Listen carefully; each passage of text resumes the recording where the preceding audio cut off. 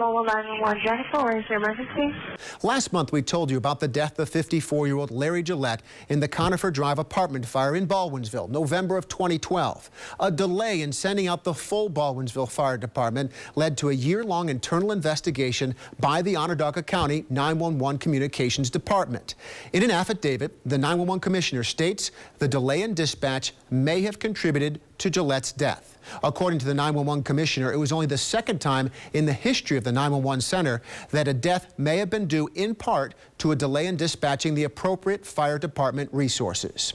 The results of the 911 investigation remained undisclosed until we utilized the Freedom of Information law and court documents to obtain them. Well, new tonight, we have obtained the recording of the 911 call for help made by Larry Gillette that night 3 years ago. We want to warn you, the call is intense and difficult to hear as Gillette tries to explain what's going on in his burning apartment. Mobile 911, Jennifer, where is your emergency? Yes. Oh, what can I help you with? I'm having trouble breathing. That's the first communication between the 911 call taker and Larry Gillette just after 2:02 in the morning. Are you having any chest pain, anything like that, or just trouble breathing? Trouble breathing. The call taker is probing to learn more about Gillette's condition. Documents we obtained through the Freedom of Information law show the call taker has tagged this a difficult breathing call. Dispatchers start police and a rescue truck to Gillette's apartment. Are you having trouble trying to say a full sentence? Please hurry. All right, I already have them on the way, okay? These are just more questions to help them. Do you feel clammy or like you have cold sweats? I can't breathe. You can't what? I can't breathe. As the call hits the 1-minute mark, Gillette's concern is clear. The reason for his distress is not until... Do you feel like you have cold sweat? The house is going up with smoke. Is the house on fire? No. No, what kind of smoke? I don't know. Documents reveal as soon as smoke was mentioned, the call taker upgrades the call to a residential fire. The time is now 2:03 and 44 seconds. Court documents reveal 911 center policy requires the fire dispatcher to immediately send fire trucks when a call is upgraded to a residential fire. But according to the internal investigation, the Baldwinsville Fire Department was not dispatched at that time. So it's almost within a minute or two after. 3 years after the fire, the Gillette family tried to put it behind them. They did not look too deeply into the events of November 29th. Were you surprised when I contacted you? Yeah, I was blown away. I didn't think anything ever would come of it. The family says they heard stories of a delay, but knew nothing more.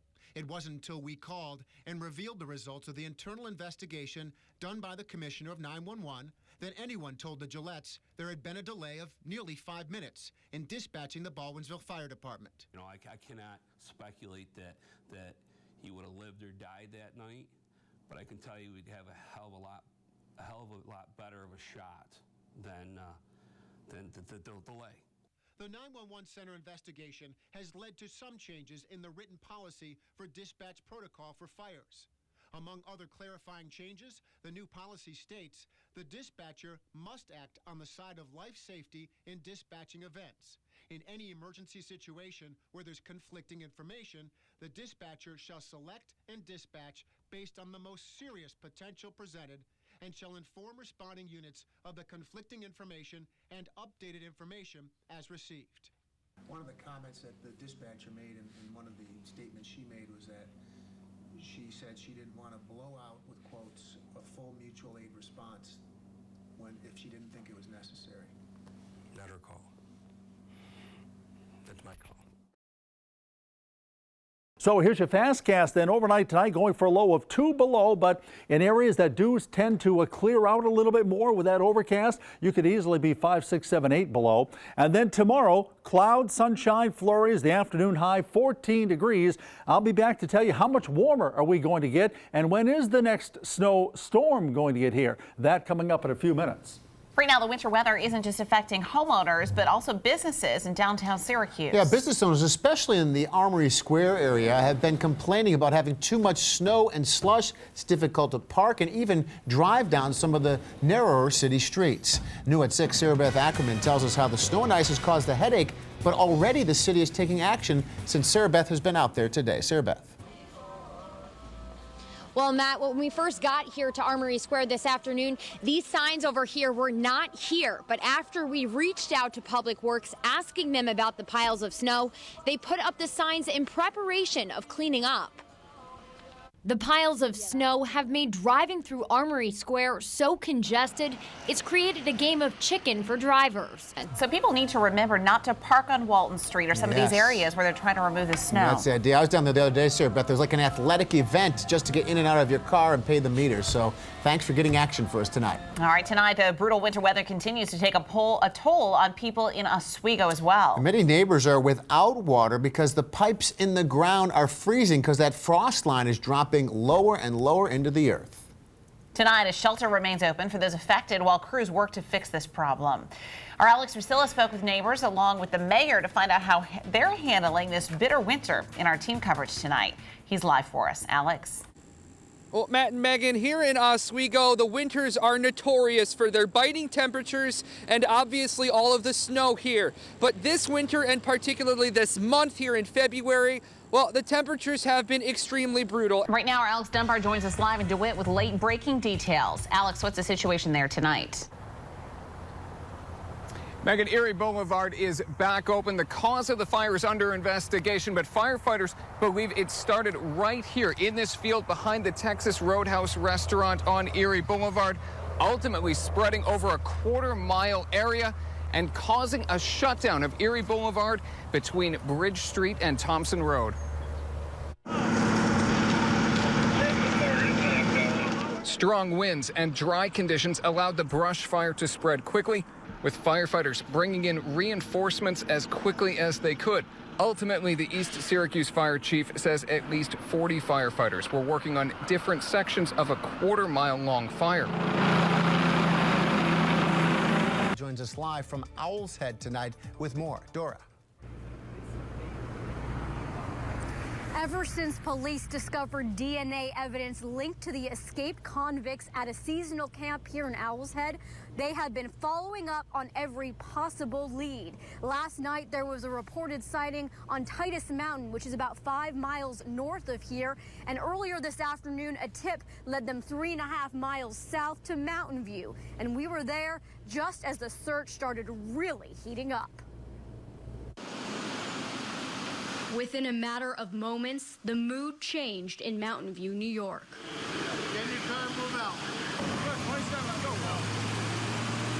Hundreds of law enforcement cars sped by and descended on what appeared to be a wooded area near a local restaurant called Belly's, while state troopers created a perimeter with strict roadblocks. Been pulled over like 3 or 4 times, asked us to take our helmets off. We're asking, are we local? What are we doing? Where are we going? Certainly not what Marcele Kopazinski is used to at his family's quiet hunting camp. Right now, our Kelly Cowan joins us live on the Ithaca College campus, where thousands gathered to voice their concerns. Kelly. That's right, Matt. Earlier today, you couldn't even walk on these pathways through the center of campus, where throngs of students, professors, and other faculty members met after a massive walkout and demonstration calling for President Tom Rochon to step down. At Ithaca College this afternoon, a student and faculty walkout bringing more than 1,000 voices together to deliver one clear message. No confidence! A call for college president Tom Rochon to step down. These students have something real to say, myself included, and I think that he needs to leave this college as soon as possible. At 1:30 this afternoon, students and teachers held the largest walkout in recent memory at Ithaca College. After rallying near the campus center, students spread out over walkways across campus, laying on rainy sidewalks before a 20-minute moment of silence. Guilty. That's the verdict tonight in the high-profile murder trial of a prominent DeWitt doctor. Tonight, Dr. Robert Nulander's family was in tears when the jury read the guilty verdict. They found him guilty of both murdering his wife, Leslie, and tampering with evidence.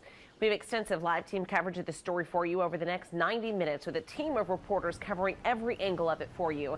We begin tonight with Matt live outside the courthouse downtown with more on Nulander's guilty verdict. Matt, good evening. Well, Megan, it's quiet here at the courthouse tonight, but just 6 hours ago, those 12 jurors said, yes, Dr. Robert Nulander killed his wife, then attempted to cover up the crime. That's what led to this conviction to a very surprising, emotional courtroom today. Dr. Nulander is now housed in the County Justice Center right next to where we're standing right now. His booking photo was released late today, his new booking photo. He was taken out of the courthouse in handcuffs today, where he'll remain in custody until his sentencing, which is coming up. Again, convicted of murder in the second degree, tampering with evidence. He faces 25 years to life in prison when that sentencing comes on May 1st. New at 5 tonight, our Alex Dunbar joins us with more on what District Attorney Bill Fitzpatrick had to say following this conviction about the crime that was committed and the prosecution of this case. Alex? Well, Matt, talking to him this morning, District Attorney Bill Fitzpatrick said the investigation into Leslie Nulander's death was reopened after former Onondaga County Medical Examiner Mary Jimbelik convinced him to take another look, and said then some of the country's top forensic experts gave him their opinion. They believed this was a homicide. After the verdict was announced, DA Bill Fitzpatrick said he believed forensic evidence was some of the most convincing testimony for jurors.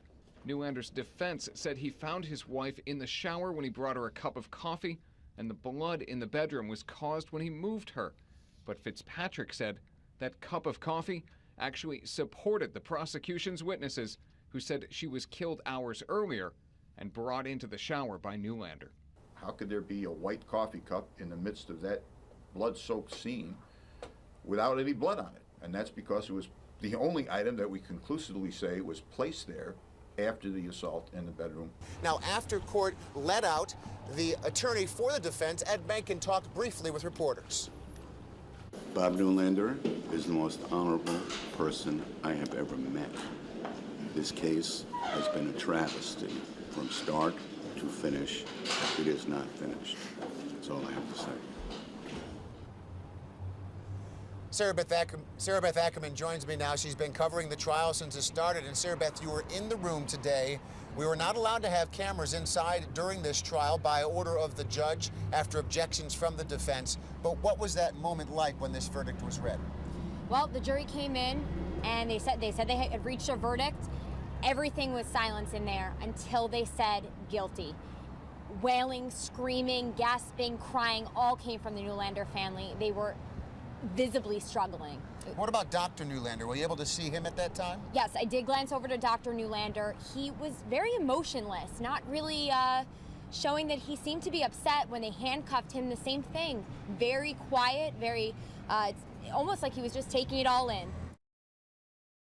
Some of the most serious punishments include the suspension of Coach Boeheim for 9 conference games.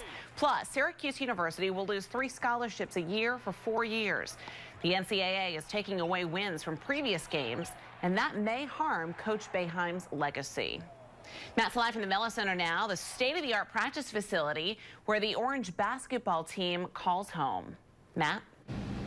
Well, Megan, it's worth noting that the Murrow Center really was built in the wake of the '03 championship, and that's how far back these violations go. On the conference call with the NCAA today, I was listening in on their conference chairman, who was talking about the investigation and noted that these violations were considered to be the highest level with aggravated circumstances. They took this very seriously, and they said if the same problems had surfaced today, Coach Boeheim could have been facing a 1-year suspension for an entire season. But still, the penalties are severe. 9 games for Coach Jim Boeheim at the start of the conference season, so that'll likely be after the new year next year. He's never been suspended before. The university is standing by the longtime coach, though, stating it did not feel the program lacked institutional control, and the coach should be held responsible. Now, Sports Director Nico Tamurian joins us now. And Nico, before we get to more with you, we want to look back to 2003, right. Really the pinnacle of Jim Boeheim's career, and certainly for this community as a community of Orange fans. The greatest moment of his career career really could have been in jeopardy with this. That victory in New Orleans has not been harmed, though, by the extensive sanctions. Fans will really never forget that team. It featured Carmelo Anthony, that the center here is named after, Jerry McNamara, Hakeem Warwick, Twaney, all the guys that we all remember so fondly. The violations did go back to 2001, but it turns out that the NCAA and the university in their discussions agreed that 2004 was going to be the benchmark where the sanctions could go back to because they felt like it was just more than 10 years was too far for them to have any kind of punishment. So that makes sense considering how long this has drawn out. I'll tell you, a lot of Orange fans tonight breathing a sigh of relief that the statute of limitations went to May of 2003. That championship forever protected. That's a huge thing. Imagine what that would have done to the psyche of our town. Yeah, that would have been really a severe price to pay. Obviously, that's part of a negotiated arrangement here tonight. Our exclusive inside look at this cutting-edge new heart procedure continues tonight as Matt joins us from live inside the operating room at St. Joseph's Hospital. Matt? Well, Megan, earlier on NBC3 News at 5:30, we took you inside the operating room, and when we left, the cardiac team had just stopped the patient's heart from beating. Just at that moment, that's when they need to deploy that valve. Let's head back into the OR and show us how they made it up to that moment. For a percutaneous left femoral TAVR procedure with a number 29 sapien valve. The TAVR team gets to work. 1 minute into the procedure, cardiologist Dr. Ron Caputo raises concern about the patient's low heart rate. Why is his heart rate in the 30s? The incision is made in the left groin area. Passing the catheter can get bumpy. Calcification gets in the way in the 86-year-old patient. Very, very crunchy artery. The team prepares the way to introduce the new valve. Again, concern about the low pulse. Why is his heart rate in the 30s when we started? He's in flutter, so he might need a pacer before he goes home, you know. The Edwards sapien valve is rinsed, then crimped onto the delivery catheter. It must be small enough to pass through the aorta before being positioned and inflated. Several sets of eyes interpret the angiography. This is the skirt, and this is proximal toward the ventricle. Yes. Yep, the leaflets are here. Okay, all right, so we're okay. It's good to check that. Lights off again, please. They test the position with dye. The patient's cardiac rhythm continues to struggle. Now let me just get this up here, reorient it, and load the valve. Dr. Caputo stands with cardiac surgeon Dr. Randy Green. Tension builds. It's time to speed up the heart rate, forcing it to stop for the instant needed to deploy the valve. All right, let's do it. You all ready? Your lungs are still down? Yep. Pacer on. Okay. Inject. Go up. Hold up. Take back. Hammer it now. 1, 2, 3, 4, 5, down. Pacer off, please. Okay, pacer off, please. Yeah, let's shock him, please. Shock him. Everybody clear. Charge. Go ahead, hit it. Yep. Get ready with the pacer, please. 60. Pace at 60. Don't plug it in yet. Yeah. You want to? Yes. Yeah, pace it now at 60. He's coming back. Okay. Sergeant, you may need a little neo. Let me get this out of the valve, huh? The gravity of the moment passes. A transesophageal echo indicates the valve is properly seated. The new leaflets have taken the place of the old. It's calming down nicely. Yeah. All right, good. Describe for me that moment then, leading up to that. Where are you in the procedure, and kind of what happened and how'd you get out of it? We want everything to be very still, so there's no motion. We actually have to pace his heart so fast it stops. And so for that period of time, there's no cardiac output, there's no blood flow. And, although it's really only a matter of a few seconds, for us it seems like about 10 years while that's happening. So what did you do today to handle that and get everything back on course? Right, well, the first issue is recognizing that the patient has a rhythm that's inconsistent with life. Cardiovert the patient into a rhythm that perfuses and resuscitate him with medication. As you saw, our anesthesiologist plays a major role in that, having the right medicines drawn up, responding quickly. The longer that period lasts, obviously, the greater the risk to the patient. Seems to me that was an instance where we talked about the team idea. Right. The team ends up being, you got it. Makes all the sense in the world. Absolutely. Basically known as an adult. As you know, I've been in prison since I was 16. In the years immediately following his trials, he admits he got into some trouble behind bars. He smoked weed. He got into fights. As he matured, he appreciated visits from his wife, his mother, and other family. He keeps to himself. He reads novels and the Bible. What's in that Bible? Is there something you go back to? What lessons, why do you feel attracted to that at this point in your life? Well, Bible humbles you. The Bible humbles you. It gives you structure. It gives you solitude. It reaffirms that it's not all about you. It's a bigger picture. It's bigger than oneself. 25 years is a long time. Yes. How would you describe yourself?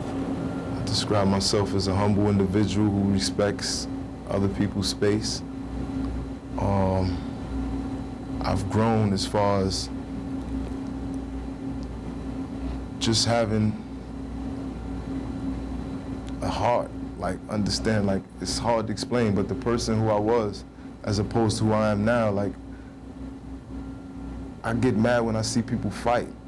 So it's like an out-of-body experience to think that I had the capabilities or potential to commit a homicide.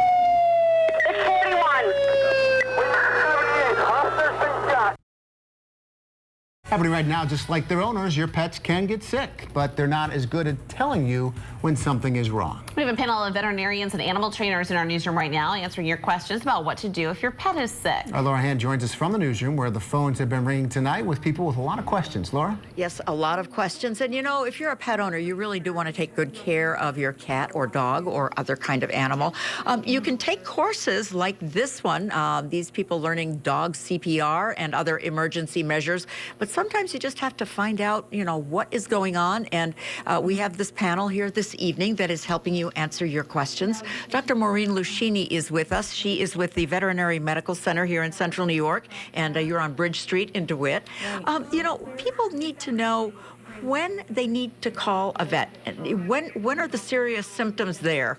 It can be really hard because, you know, some days pets have their off days too, and whether or no it's an off day or really a sign of something more to follow is really a concern. And so I think the first things first, there's going to be your obvious emergencies. The bills are not only due, they're overdue. What to do? Well, we have some answers for you tonight. Meet Kaisha Johnson, who is with ClearPoint Credit. Nice to see you. Nice to see you too. People just don't know what to do. Is bankruptcy the answer? I usually leave that as the last option after you have done everything before you go to like a bankruptcy. Okay, so there are other steps. Other steps like you know, debt consolidation, personal loans, home equity loans, even, you know, including extra income to try to help pay off the debts, or, you know, paying additional payments on your debts too. How do you make money? Like what part of the business makes money? You know, you control a lot of it. Yeah. I mean, where along the way does money come into core? I mean, ultimately, we make old-fashioned. We make money by renting real estate. We don't make it out of the property management company that we run to take care of the facility. You know, we typically don't look at, you know, government incentives unless there's a need to move the project forward, so it's on an as-needed basis. Why are you wasting our money on the amphitheater? We don't need to have concerts here. We have holes in our streets. We have water mains breaking. What's the answer to that question? And I am trying so hard to help people understand. I know people are busy in their daily life, but there's an impression that we pay for county government with property tax. That is no longer the case. We have really reduced your property taxes at the county level because we're using more sales tax. Overplaying that, there's a big gap in What do parents want to know from you? What kind of reassurance do they want? I like, listen, at the end of the day, I'll treat your son like he's my son. At the end of the day, everybody can be there when it's good. Who's going to be there when it's tough? Welcome back to NBC3 News at 5. We continue our coverage tonight of our month-long series of Your Town. Matt is live in Ithaca talking to the mayor about what makes the city so special. Hey, Matt. Well, Megan, we're here on the Commons as we've been talking about. Joining us now is Svante Myrick, the mayor of the city of Ithaca. And joining us just seconds ago was a college student who was this close to being the middle of our interview. That's right. They're enjoying themselves. Yeah. It's a good day to be a college student in Ithaca, but that's been true for generations now. I'm an Ithaca College graduate myself. This is a bit of a hometown return for me. And congratulations on the construction here. Are you almost done here on the Commons? Yes, we are 95% of the way done. And it feels, you know, we're at a point right now where the momentum's kind of taking the project away and people are flooding back down. You know, we've got on a Wednesday afternoon, the place is packed. Little kids are on the playground. College students are photobombing live news shoots. Yes, it's very exciting. You know, you may not think about it, but some people here in Skaneateles actually still get their mail by boat. It's something that started here back in the 1800s before the mailman that we have all come to know and love. Our Alex Rusilla went for a ride to find out how it works. He's live on a boat on Skaneateles Lake right now with a story. Hey, Alex.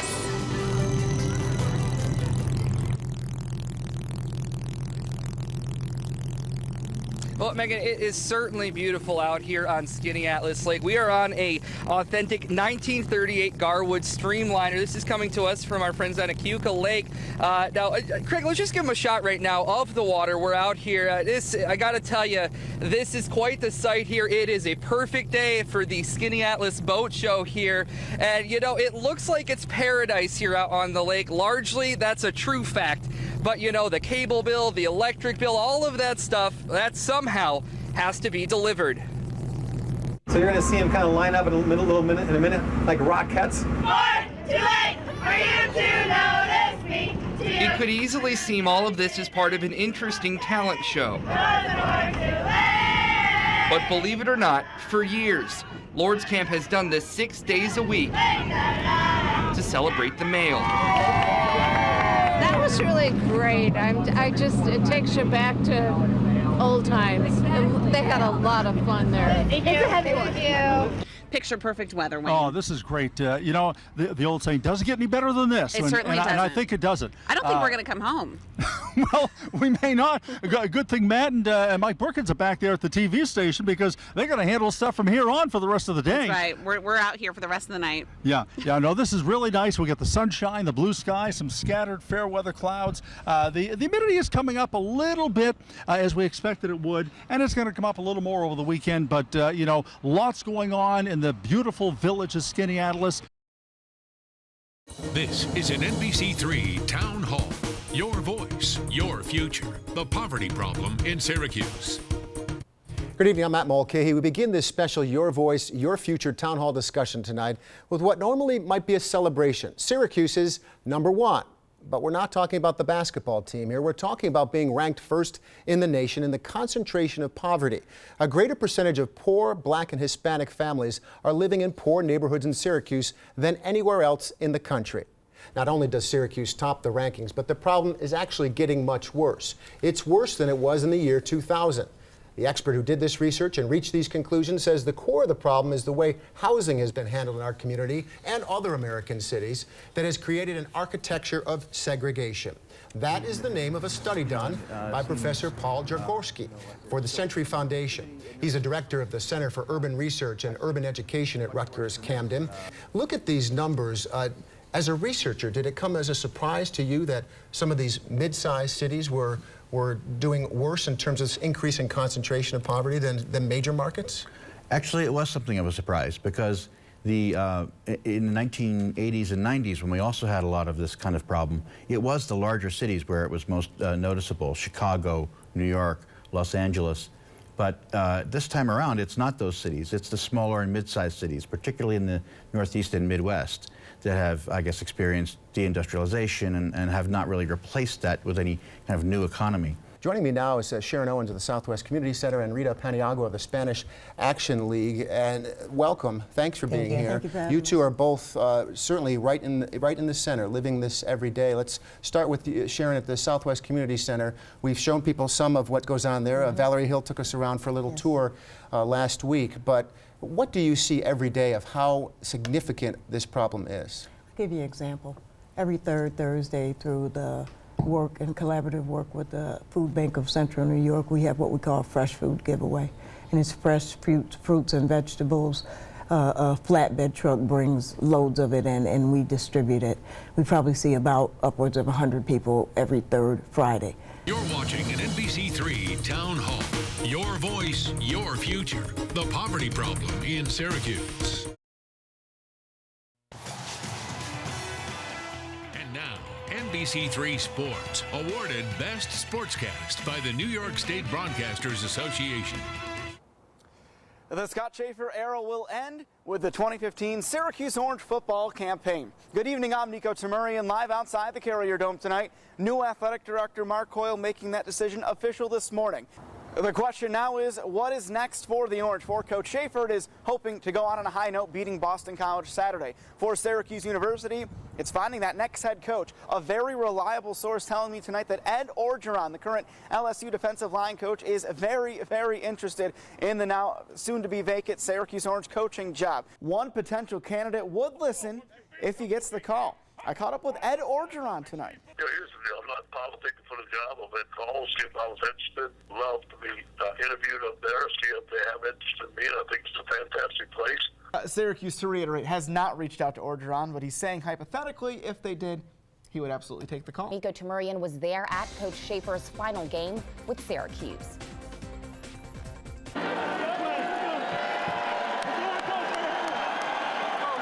Scott Schaefer leaves Syracuse University as a winner. I'm Nico Tamurian at the Carrier Dome. Regardless of which side of the fence you are on, whether you think Coach should still be here or if you agree with the decision to let him go, there is one undeniable fact here. A game-winning field goal over Boston College delivers Coach a victory in his exit from the Carrier Dome.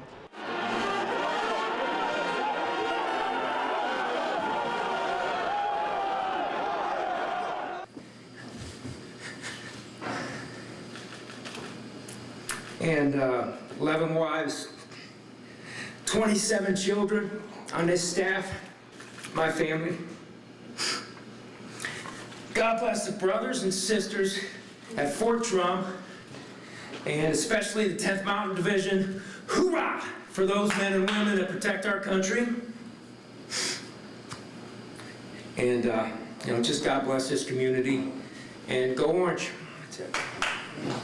That was Coach's wife, Missy, encouraging him, obviously, an emotional conference. Schaefer has said time and time again after his dad coached in high school that it was his dream to be a head coach as well, a dream that may come true once again, but for now is over at Syracuse University. The day has finally come. Syracuse University basketball fans finally know when the Jim Boeheim era will end. Syracuse basketball announcing a self-imposed NCAA tournament ban. Good evening, I'm Nico Tamurian, and let's make sure we're clear on this. This is not an NCAA penalty. This is Syracuse simply volunteering to ban itself from the postseason to perhaps appease the NCAA, at least show the organization that it is serious about correcting certain past issues. Umpires will now begin enforcing an often overlooked rule that involves batters having to stay inside the batter's box in between pitches. So if a batter wants to step aside, readjust the gloves, or do any other superstitious yet ultimately time-wasting activity, they'll have to do so with at least one toe inside the batter's box. Newly appointed athletic director, Father John Haggerty, wondered what to do. 52 years later from that day. 52 years later, yes. How different does it look? What do you remember about being in this hallway outside the gym on that day? Finished the pep rally before the kids were going to be dismissed to go home. I was coming out of the door right here, and the principal was here, and he said, "The president's just been shot." I said, "Holy primer, what are we going to do?" And he said, "Do you think we should have the game or not?" And I said, "Geez, I don't know." Just ask the family of Jamar Reeves. 39 years old, a huge baseball fan, never able to step in the batter's box. Because my son never played sports before, and I always wanted him to be in a Special Olympics, but it never fell through. This is my first time seeing my son play baseball. I really want to cry when I see him hit the ball out there in the field. That is until this summer. I said, "Oh my God, look at my baby." I said, I really want to cry. The Let's Beat Hunger Telethon is underway at CX Tech Terrikai in North Syracuse tonight. And that's where we find our Megan Coleman, who's live at the telethon home base. And Megan, it looks like a busy place and a lot of hands on deck there tonight. Hey, Matt, good evening to you and good evening to everyone at home. We have been going since bright and early at 5 o'clock this morning. I've got the latest tally. So far, we've raised more than $4,500. That's the equivalent of more than 16,000 meals for families in need. As you sit down with your own family for dinner tonight, you're probably thinking about trying to make it healthy and balanced, but there are a lot of people out there who simply don't have enough to put on the table. That's why we are here tonight. Behind me right now, you can see our volunteers. They are busy on the phones, taking your phone calls as we try to help raise money for the Food Bank of Central New York and get some meals to those who need them. We have a lot of programs where these funds will go to, so. Wonderful. Karen, thank you so much. We encourage you to call the number 315-883-3388. A quick look at our volunteers. The phones have not stopped ringing here tonight. We're up to $12,240. We'll be on the air here until 7 o'clock tonight collecting your donations, so make sure to call. For the first time since the big announcement, Jim Boeheim addresses the Syracuse shakeup. And I do regret that these violations happened, and I apologize for any harm it has brought to my players, the university, or embarrassment it has caused to our alumni, students, and fans. It was a standing room only day today as the head coach of the men's basketball team talked about the announcement of his retirement and the NCAA report of his basketball program. Coach Jim Boeheim also talked about the university's decision to appeal some of those sanctions against him by the NCAA and also the charge of academic fraud within his program. Now, we were there this morning as Coach Boeheim opened up with his remarks, calling the sanctions against him unduly harsh. On his retirement, he says 3 years is the right time to step away. Well, new at 5, Alex Dunbar is live at the Mello Center with a closer look at what the longtime head coach revealed today. Alex. Well, Matt, Jim Boeheim was both defiant and apologetic today at his press conference, acknowledging that violations had occurred, but saying that the NCAA's sanctions were unduly harsh. In a standing room only crowd of photographers and reporters, Jim Boeheim said he was ultimately responsible for NCAA violations committed by his basketball staff, but said the NCAA's claim that he did not promote an atmosphere of compliance was untrue. I meet with my staff on an almost daily basis to discuss compliance matters. My assistant coaches and staff members know the NCAA rules and know that we must follow them. Boeheim said he will appeal the NCAA's 9-game suspension he received as part of the sanctions, and said he believes the NCAA disregarded his decades of promoting compliance in the basketball program. Boeheim said he did not know about allegations that a YMCA employee was improperly paying athletes until after the NCAA started its investigation. The NCAA report cites other cases where they believe athletes received improper assistance on schoolwork. Boeheim believes former center Fab Melo was the only documented case of academic fraud. These violations occurred because our former director of basketball operations took it upon himself to provide impermissible academic assistance. A former academic support services staffer told the NCAA they were hesitant to report questionable academic work because they believed the basketball program received special treatment. Boeheim disagreed with that view.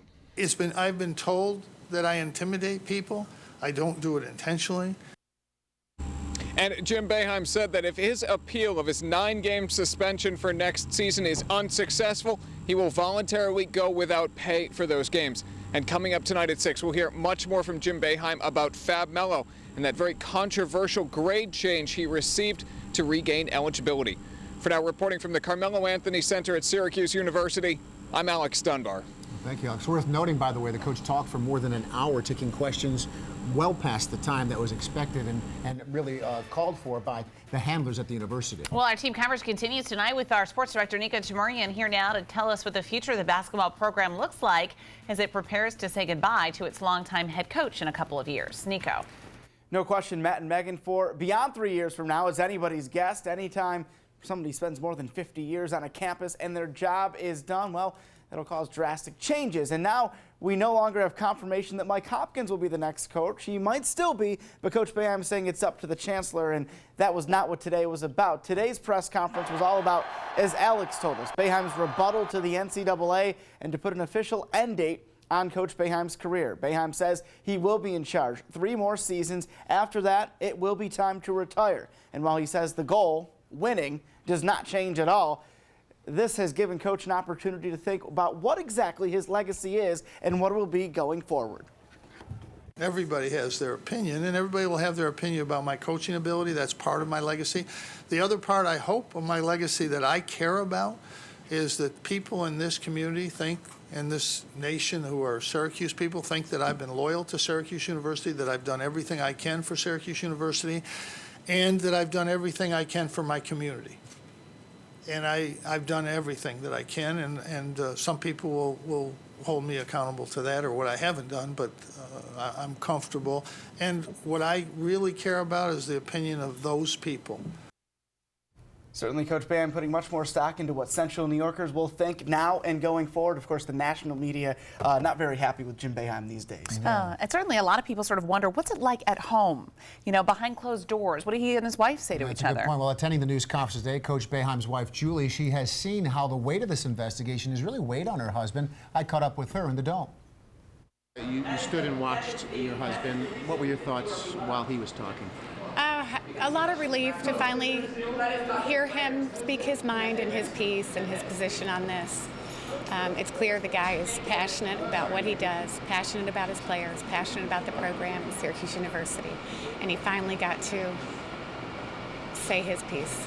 How has this affected him over a long period of time? Has it been weighing on his mind? Oh, yeah. I mean, he's gone to bed every night for 8 years thinking about this and waiting and waiting and waiting. So finally, we know where we are in this and we can move forward. And, you know, I just said he's not ranting and raving. He isn't angry. He isn't crying. He's motivated. He is so inspired to pick up the pieces and move forward. What about the retirement? It's a question that's been coming up for years. How do you feel about this timeline? You know, I can't. It's not a big deal. Everybody's making this such a big deal. And I think, you know, he was a day-to-day guy, but that was because of this. What if he had retired in the middle before we ever handed this down? A new coach comes in and this comes in. You know, he's the kind of guy that wants to see this through. And that's the timeline. Is it okay to have him home more then, 3 years from now? Not really, no.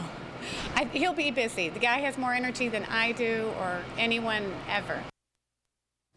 That's Julie Boeheim, the coach's wife. Now, Chancellor Ken Syverud is glad to finally be able to talk about this NCAA investigation, although he says the release of the infractions report does not provide any relief because there's still so much work to be done. When I talked with him this morning, he defended the importance of the athletics program being an integral part of a thriving university. This has been a hard time that has led some to question whether the highest level intercollegiate athletics belongs at Syracuse University and belongs here. And I believe it does, and it will. Now, coming up on NBC3 News at 5:30, you'll hear much more from this interview. Among the key topics, the decision to remove Darryl Gross as athletic director and to talk with retirement with Coach Jim Boeheim. We'll be bringing you much more on the Boeheim and the Syracuse University shakeup coming up. Also at 5:30, we're going to hear from Alex Ruscilla what fans are saying about the news conference and what the coach had to say today. We'll also hear more from that interview with the chancellor. Then at 6 o'clock, Alex Dunbar will touch more on the morning news conference as it relates to Fab Melo's role in the violations. And one more note, we'll talk about Mike Hopkins and his future as the potential head coach. An alert tonight out of Madison County as 3 barn animals test positive for rabies. Health officials say a cow and a cat tested positive in the town of Lebanon. A cat also tested positive in Hamilton. These are the first confirmed animals to be infected with rabies this year in Madison County. Farmers and pet owners are encouraged to make sure their animals are vaccinated. An Oswego mother is arrested in Fulton, accused of trying to sell prescription drugs while her 1-year-old baby was with her. The Oswego County Drug Task Force searched 22-year-old Shayna Hahn's car last week. They found 29 hydrocodone pills in her car and say Hahn was going to sell them. Tonight, she faces charges of possession of a controlled substance with the intent to sell and child endangerment. Ithaca police have arrested a man after they found he had computers that were recently stolen from the Beverly Martin Elementary School. Police say 18-year-old Dylan Goodman had the 5 Apple MacBook computers that were taken from the school. Goodman was arraigned, charged with criminal possession of stolen property. He could ultimately face more charges. Hundreds of New York State troopers gathered at Our Lady of Lourdes Church in Utica this morning for the funeral of Trooper Donald Fredenberg. Fredenberg died during a basic training run in Albany last week. An autopsy revealed he had almost a complete blockage in a coronary artery that went undiagnosed until he died. Fredenberg is survived by his wife, his brother, and his parents. Top military officials will visit Fort Drum tomorrow to hear from the community about the impact of the Army post. Fort Drum is one of the 10 largest bases where the Army says it might need to cut up to 16,000 employees for federal budget cuts. Thousands are expected to attend the rally that begins tomorrow evening at 5. Still ahead on NBC3 News at 5. More witnesses take the stand today in the murder trial of Dr. Robert Nulander. And we hear from the medical examiner who originally labeled Leslie's death an accident, along with a nationally renowned expert. We'll be live outside the courthouse with new details in today's testimony. Happening right now. I'd like the community to know that Syracuse University is dedicated to being here and to being successful in what it undertakes to do, both in academics and in athletics. We go up close tonight with Chancellor Kent Syverud. He discusses what the university must do as it moves forward from the NCAA report. He was very direct, very sincere. I think Jim Boeheim was a very loyal person. And fans respond to Boeheim's press conference tonight, why fans say they appreciated his honesty while addressing the media. And there are more Uber taxis than ever in New York City, but coming up we'll tell you why the iconic yellow cab remains king. But first tonight, our coverage of the major shakeup with SU athletics continues. The future of the basketball program is now dealing with the penalties of the NCAA investigation released 2 weeks ago. Head coach Jim Boeheim announced he will retire after 3 more seasons. And today we spoke directly with Chancellor Kent Syverud about the bombshells that are rocking the community. Matt sat down with him today. Matt? Well, Megan, Chancellor Syverud talked about the importance of attention to detail when it comes to athletics, meeting a high standard regarding academics. He says the university is already on an improved course compared to a few years ago when all these violations occurred. Amid all the shakeup with Syracuse University, I talked with the chancellor. Out of all the issues in the infractions report, it was the effort to keep star center Fab Melo eligible back in 2012 that concerns the chancellor the most. I've been mostly focused on academic integrity issues arising from incidents that occurred in 2012 and how we create a culture of compliance on the athletics side and integrity on the academic side going forward, so no one questions Syracuse as being a university that has the highest standards in those areas. Why is that important to you? You know, people go to the Carrier Dome, they pack it with 30,000 people, cheer for great games, winning teams, championship teams. They don't seem to be concerned about academics while they're watching the game. Why do you think that's important? Well, our primary mission is to our students and to the student experience. And what our students come here for is an all-round experience. Sure, that includes athletics and seeing great teams compete, but also getting a degree that means something. To ensure that academics are a priority in athletics, the chancellor removed Dr. Dale Gross as athletic director. Chancellor Syverud says Gross's talents will be better utilized in marketing the university and raising money. Then there's the Hall of Fame coach. Despite the stinging NCAA report, the chancellor praised Coach Boeheim for his overall body of work and loyalty to the university and community. I have had a lot of conversations with Coach Boeheim before and after the issuance of the report. And the decision on Coach Boeheim to announce his retirement in 3 years was a mutual decision that was based on what was fair to all the stakeholders in Syracuse athletics. And those include the coaches, the potential students that we would recruit, and the current students here. It's very unusual for a coach to announce a retirement this far in advance. Most coaches don't, because it's often not in their interest to do so. That Jim was willing to do that shows that he put some of those stakeholders ahead of himself and their ability to plan in a fair way around it. And I think that's a good solution and an appropriate solution. And finally, how would you like the community to view this institution as you start to develop more and more your academic vision and what this institution is going to mean for Central New York in the future? I'd like the community to know that Syracuse University is dedicated to being here and to being successful in what it undertakes to do, both in academics and in athletics. We can be so much more than we are now, and we are now a fine university. Athletics is going to be an integral part of that. The Chancellor has heard complaints from some of the university community actually questioning whether athletics even belongs at Syracuse University, but he firmly believes that it does. They need to be held, though, to the highest of standards. You can watch that full interview, by the way, on our website, cnycentral.com. And he has only been here for a little over a year, so a lot has happened under the short time he's been here. And this was truly dropped right in his lap when he came in the door. Well, tonight our team coverage of the SU Shakeup continues as we hear from fans as they speak out about Boeheim's press conference. Here's Alex Rusilla. Well, many fans are packing into Tully's for the first week of the NCAA tournament. Many more fans are reacting to the Jim Boeheim press conference from earlier this morning, where he touched on just about everything. As Jim Boeheim stepped up to the podium, many Orange diehards listened intently, hanging on his every word. I feel he was as honest as days long. He was to the point. He was very direct, very sincere.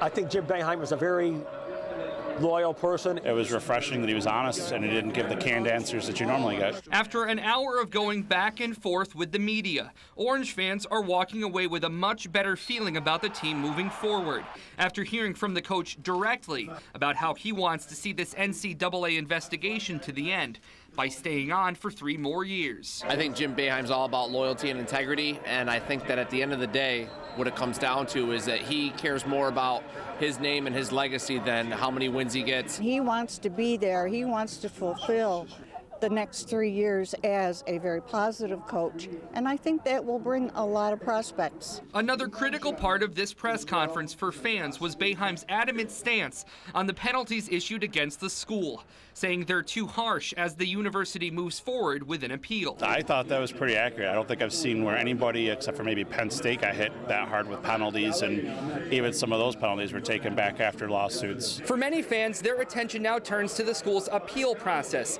which will be moving forward this summer. For now, we're reporting from Tully's on Erie Boulevard. I'm Alex Rusilla. Back to you. People seem to be standing behind their coach. Yeah, and of course, everybody's watching the NCAA tournament game. Syracuse not in it this year. Still a lot of fun to watch and cheer on your bracket. That's right. Here's what's happening across New York right now.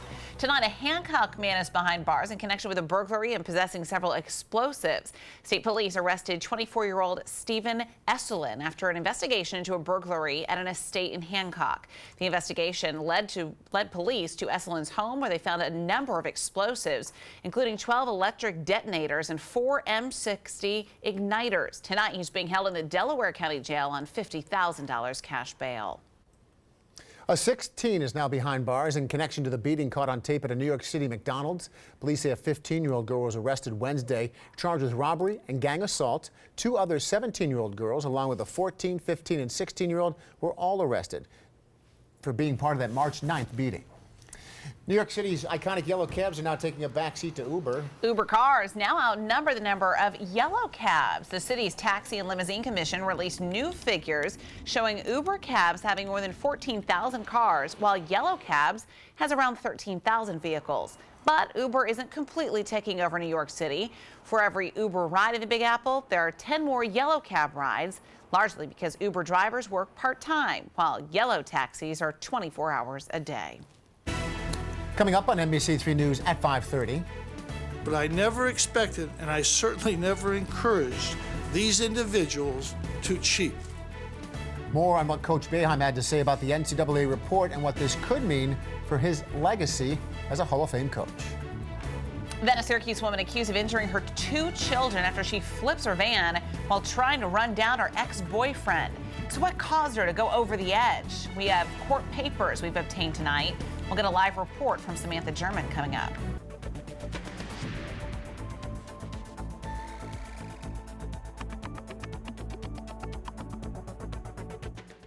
I believe that the penalty imposed on the university as a whole, and me individually, are unduly harsh. This has been a hard time that has led some to question whether the highest level intercollegiate athletics belongs at Syracuse University and belongs here. He's gone to bed every night for 8 years thinking about this and waiting and waiting and waiting. So finally, we know where we are in this and we can move forward.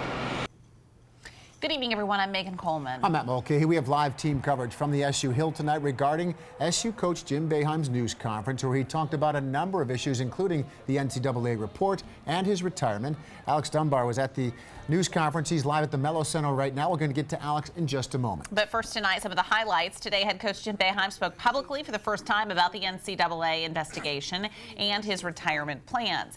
Coach Boeheim does plan to appeal the academic violations from the NCAA's investigation. Now, the coach also spoke in depth about the academic portion of those violations, saying the only player who may have committed academic fraud, in his view, is Fab Melo. However, he says as a whole, the university strives to follow the rules. This is far from a program where student athletes freely committed academic fraud. Tonight, Alex Dunbar joined us once again from the Murrow Center, which of course is the headquarters for the SU basketball program, with more on the news conference where he talked about these academic problems. Alex?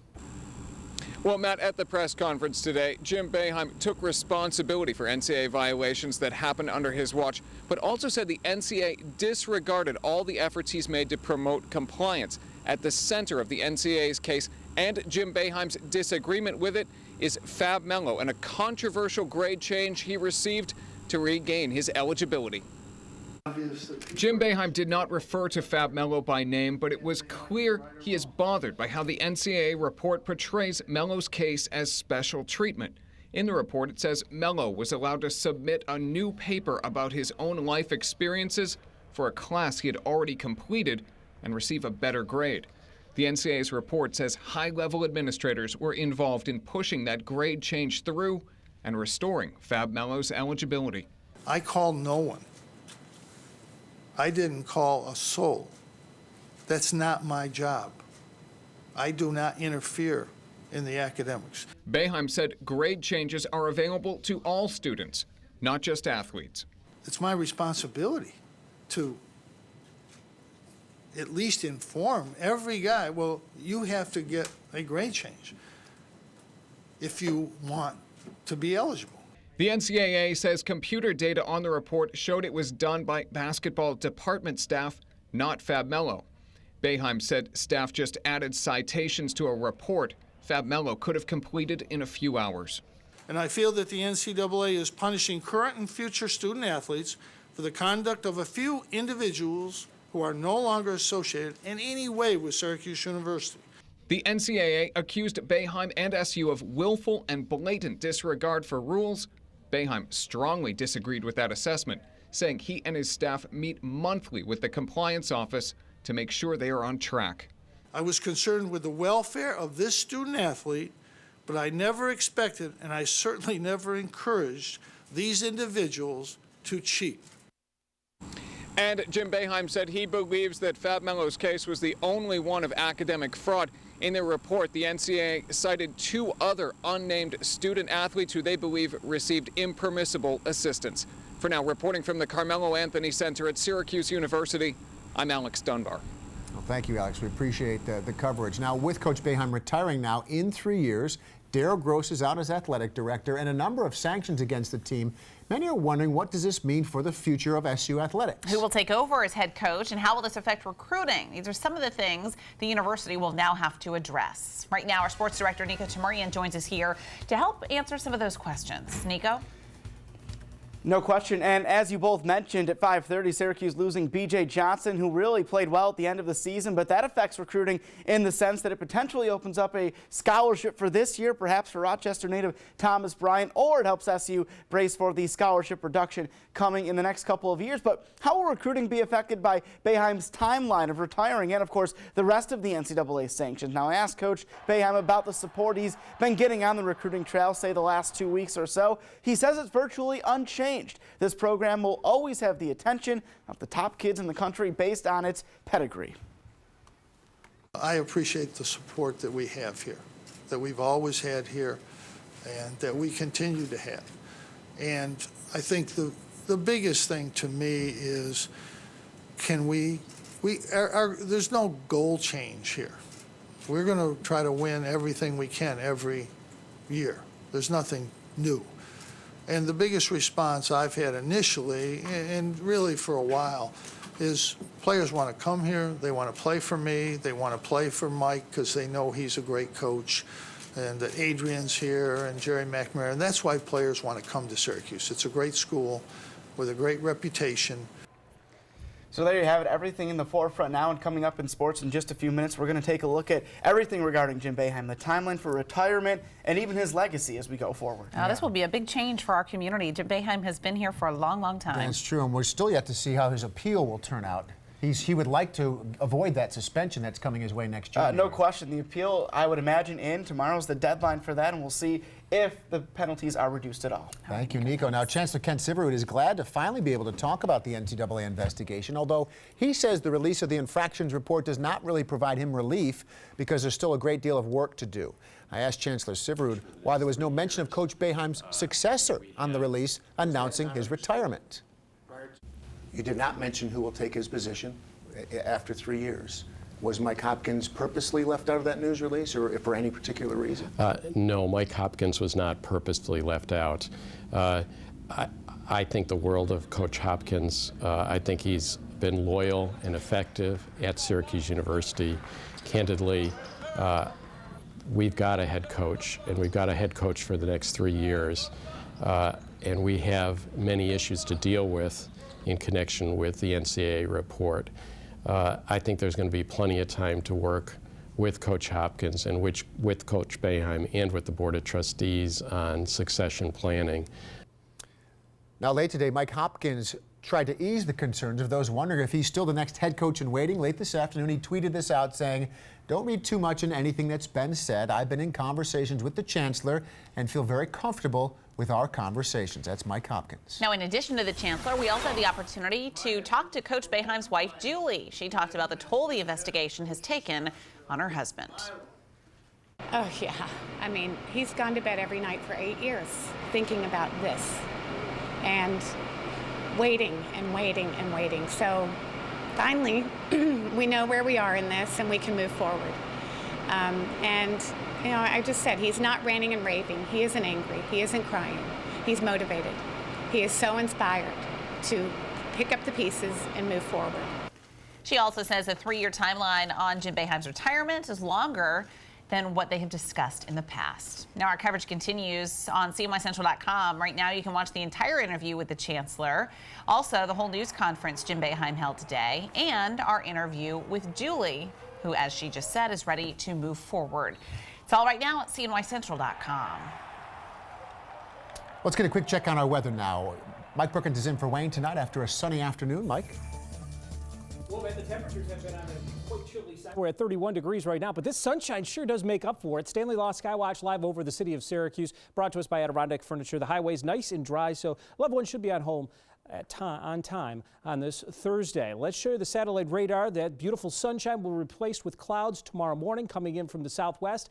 It looks like some snow as well for our Friday. At times, it'll be off and on and generally light. So this is not going to have a big impact here in Syracuse. In fact, some rain showers could even mix in. Now, our fastcast shows 26 degrees, a few high thin clouds at 8 o'clock. Our overnight low temperature, it's still on the chilly to cold side. We are going to see slightly better temperatures tomorrow. We're 5 degrees warmer than today at 37 degrees, and that's why there could be some mixed precipitation. Look for a cloudy day. Morning commute should be dry, and then we get the periods of light snow mixing with some rain showers in spots during the afternoon. We'll talk about accumulations with this and even warmer weather for Saturday, the 7-day. All right, Mike, thank you. Well, right now, police are investigating a bank robbery in Jamesville. It's the second heist at the same branch in a month. It happened at the M&T Bank off Route 173.